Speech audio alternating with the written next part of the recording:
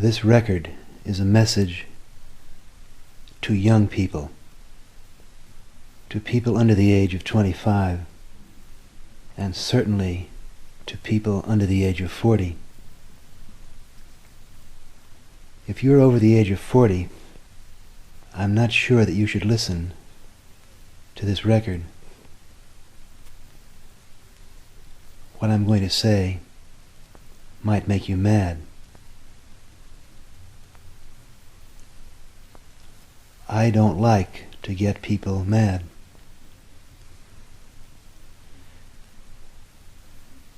I particularly don't like to get people over the age of 40 mad, because these are the people who have guns and handcuffs and prisons, a wide variety of instruments of metal with which they punish people who get them mad. Young people, for the most part, aren't so concerned with control and power. They're much more involved in having fun, being curious, exploring their sensual equipment, making adventurous explorations, making love, trying to learn what it's all about. I have personal experience which has taught me how fierce people over 40 can be with those who challenge their beliefs. Down in Texas, there are a group of men over 40 who got so mad at what I'm saying that they sentenced me to prison for 30 years. And up here in New York State, there are another group of men over 40 who want to put me in jail for another 16 years for saying the sort of things that I'm going to say on this record. I'm cutting this tape on the 3rd floor of the Castelia Foundation in Millbrook, New York. The Castelia Foundation is a psychedelic center, a place for consciousness expansion, a spiritual retreat, a center for experimentation in the use of psychedelic or mind-opening drugs.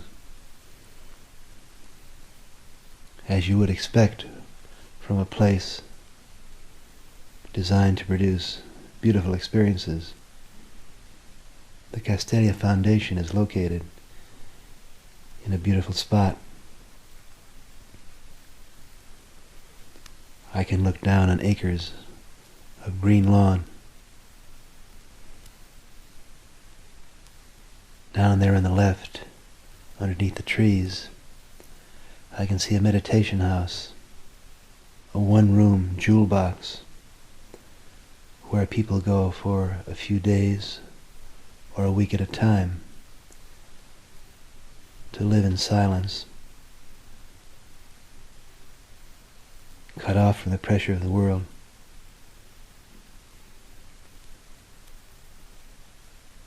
Turn on, tune in to their inner possibilities.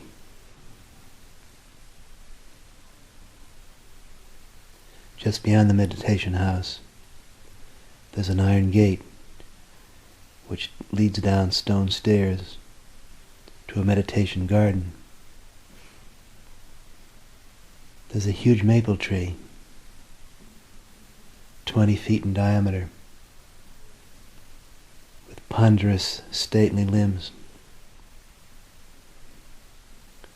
About 15 feet up in the tree, there's a tree house lashed with spider web roping. A beautiful elven girl with golden hair is living there this week.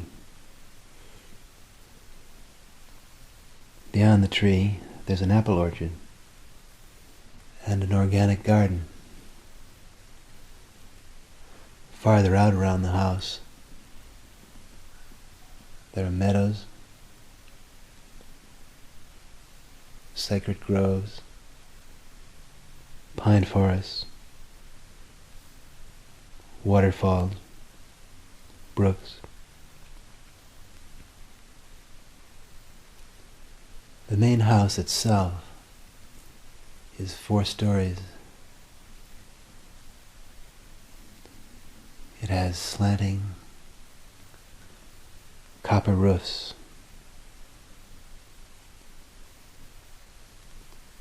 At different seasons and at different times of the day and night, we lie on the green roofs and watch the sunrise or the sunset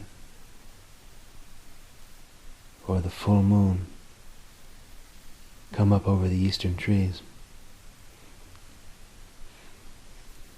There's a red chimney which runs 5 stories facing south, and on the chimney there are painted the interwoven triangles, the seal of Solomon, the sacred symbol found over every Vishnu temple in India. This is one of the oldest symbols in human history. For thousands of years, men who have studied the expansion of consciousness and the meaning of the inner life have used this symbol to indicate the merging of opposites to make the new, the merging of man and woman, of dark and light, of electron and proton, of winter and summer. The outdoors is set up for LSD sessions because the LSD experience is too powerful, too organic, too ancient to be contained within rooms and houses made by man. There are many shrines inside the great house. In fact, almost every room in the house is designed to produce a specific turn-on. There are several rooms specifically designed for the sensory enhancement which is created by marijuana. Many of the rooms are designed for those sacred ceremonies which can only occur between man and woman, seeking to deepen and enrich their communion. And there are other rooms designed to produce the psychedelic experience by the use of light, color, and sound.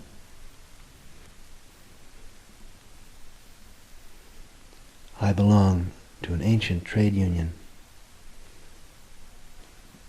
of spiritual teachers, scholars of consciousness, who prefer to work not in lecture halls or recording studios, but far away from cities and symbols, with small groups of people, exploring without the pressure of time and space the endless realms within. If I had my way, and when I had my way, I would invite anyone who wished to devote his time to the inner quest to join me in a center such as this. and we would learn together and experience together how to reach the 5 levels of consciousness which are available to a species like ours with our particular repertoire of cellular and neurological equipment. I would teach you how to sleep consciously, how to use symbols consciously and aesthetically, how to enhance and intensify your senses, how to contact the ancient wisdom of yourselves,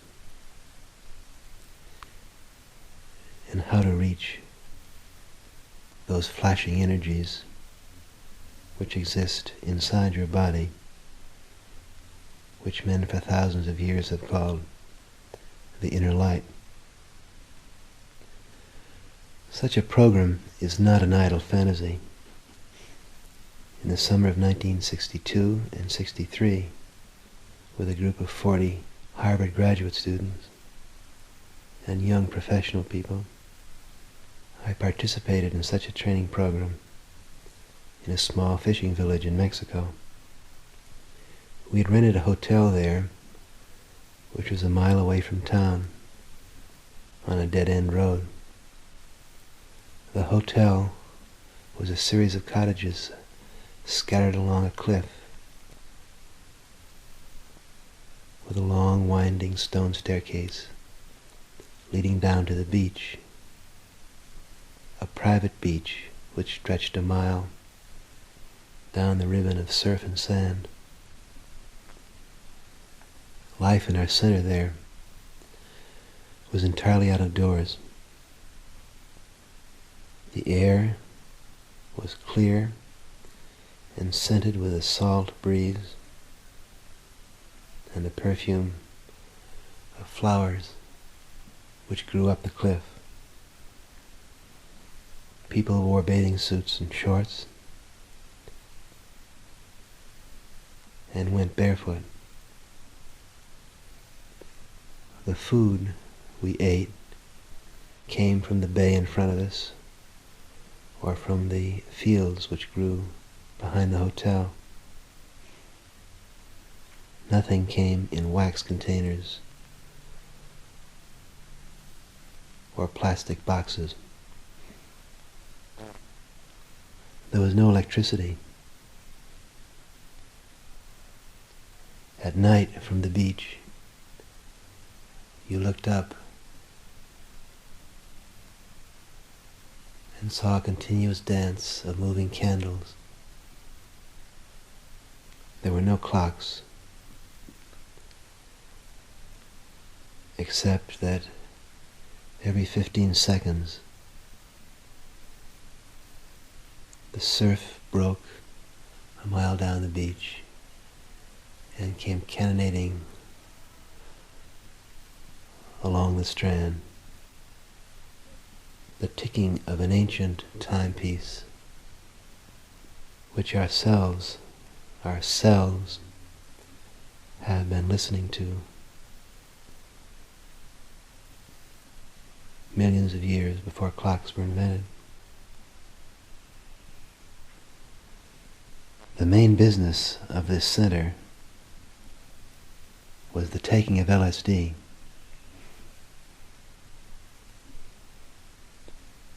On any day, 1/3 of the people present would be sitting on the beach or crowded around a table on the open dining patio, planning the session that they were going to have that night, while another third would be hidden in the session rooms or wandering far down on the sand in the middle of an LSD session. And another third would be clustered in awed and be dazed groups, reporting on and recording the session they had just finished. There's a lot of rain in the Mexican summer, and almost every afternoon, late, and every evening, a brief thunderstorm would pass over the bay.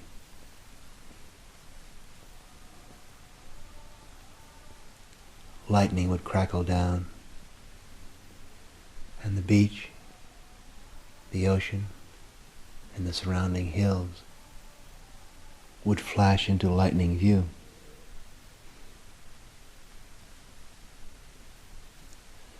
The night sessions would usually end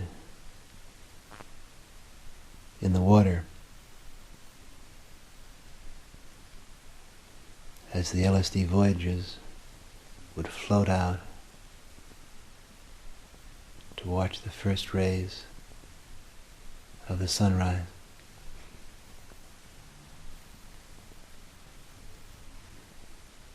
In addition to being a sensory paradise and a spiritual oasis, the center in Mexico was productive and profitable. Scientific reports were written, articles published. The center paid its own way. But eventually, this gentle and harmonious way of life came to the attention of the police, a group of people who were not especially dedicated to growth, pleasure, and spiritual discovery. The center was closed,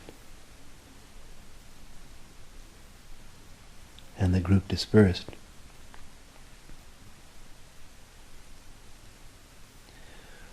There's one interesting sidelight on the deportation proceedings. Of the 3 Secret Service agents from Mexico City who closed the center, one was under 30 years old. I got to know him fairly well because he was intensely curious about what we were doing and what we were experiencing. He had a Cuban girlfriend and used to smoke marijuana with her. He also had a brother who was the governor of another state in Mexico.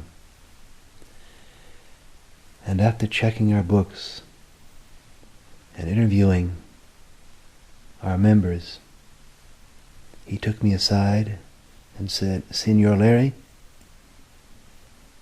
you have going here the greatest gold mine that the tourist business has ever seen. All of your guests feel that you are not charging enough money, and none of them ever want to leave your hotel. Come to my brother's state, and we will find a hotel, and let me be your partner."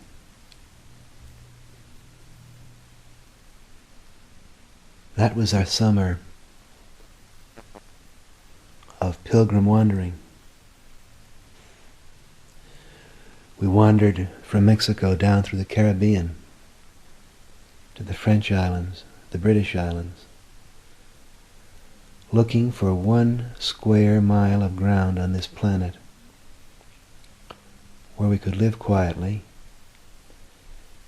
expand our own consciousness,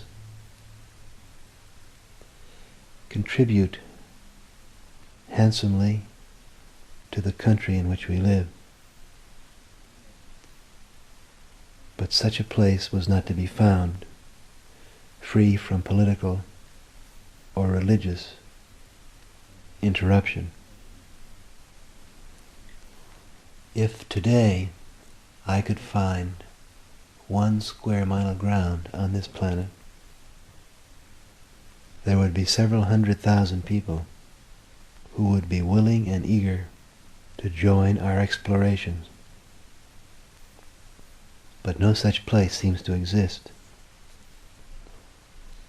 For the first time in human history, there seems to be no land of exile or immigration where groups of people sharing unpopular spiritual beliefs and practices can remove to live in peace.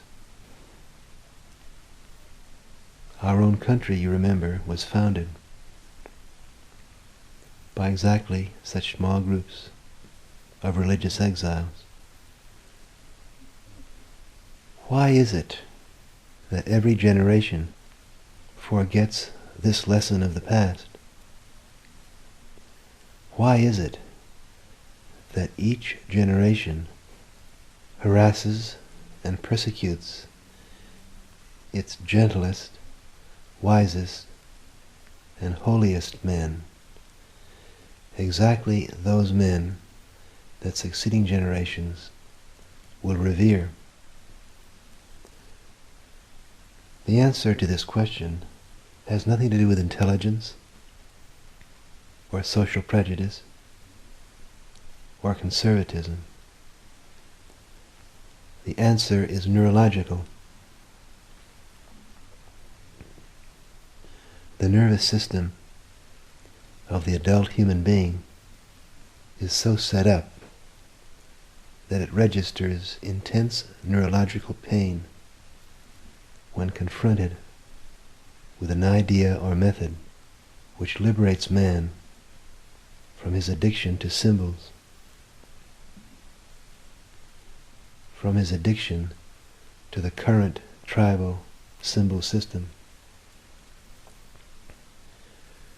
Early in the life of every mammal,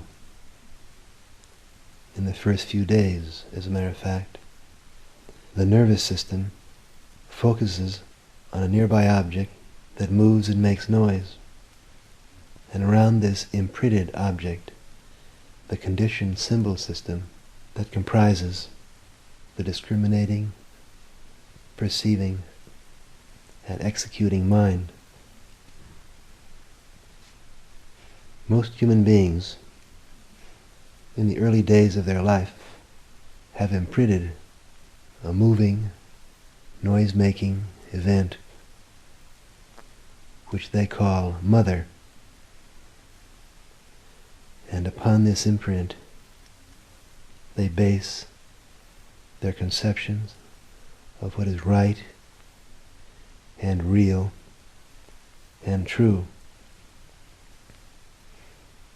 Almost everyone is painfully afraid of displeasing mother, is painfully shocked by confronting an idea or method which can liberate consciousness from the original imprinted chessboard. President Eisenhower ran this country in such a way as to avoid displeasing his mother, who ran a small town store in Iowa. President Johnson maps out national and international policies designed to please his mother. Defense Secretary McNamara moves millions of men and machines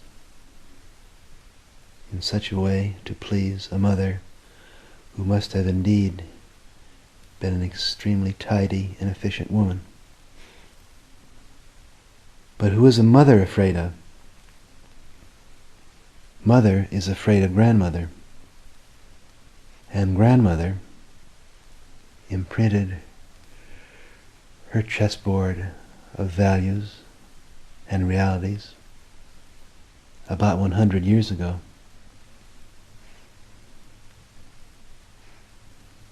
Now here we come to my problem as a spiritual teacher in 1966. I can turn you, the younger generation, on to your own spiritual potentialities. But if I do so, I get in trouble with your parents. But that's not completely hopeless, because I can also teach you how to turn on your parents and gently and lovingly open them up to some of their possibilities. But the hitch here is that your parents are imprinted on grandmother, and grandmother is dead, and I can't turn her on. About 6 years ago, after my first series of psychedelic sessions, I realized that it was within my power to select and play almost any game, or even to deal myself out of games entirely. I decided at that time that the game I wanted to play was to become the holiest and wisest man of my generation. Specifically, to expand and elevate the consciousness of the entire human race. Now this may sound like a surprising ambition, but I don't see why. If you can select any game, why not pick the most exciting and challenging game around? With full knowledge, of course, the knowledge that comes from a contemplative series of LSD sessions, that all human games end in a tie, and that the chances of succeeding in any human game are always statistically dubious. After 6 years of trying to become the holiest and wisest man of my generation, I'm ready to make a progress report. The way it looks from here, I have about 1 chance in 10 of reaching my goal. It still looks like a good gamble to me. In the last 6 years, we have witnessed an astonishing expansion and elevation of human consciousness in this country, and an equally predictable reaction of panic and anguish against this psychedelic revolution. When we started researching the use and benefits of psychedelic drugs at Harvard 6 years ago, we ran into a puzzling situation. We discovered very early in the game that we could predict the reaction of anyone we talked to about LSD by knowing one thing about the other person, and that was his age. The competent and distinguished psychologists and philosophers at Harvard, exactly those men whom you would expect would be most entranced and delighted at a new tool for studying consciousness, responded with boredom, impatience, and irritation at our reports about the psychedelic experience.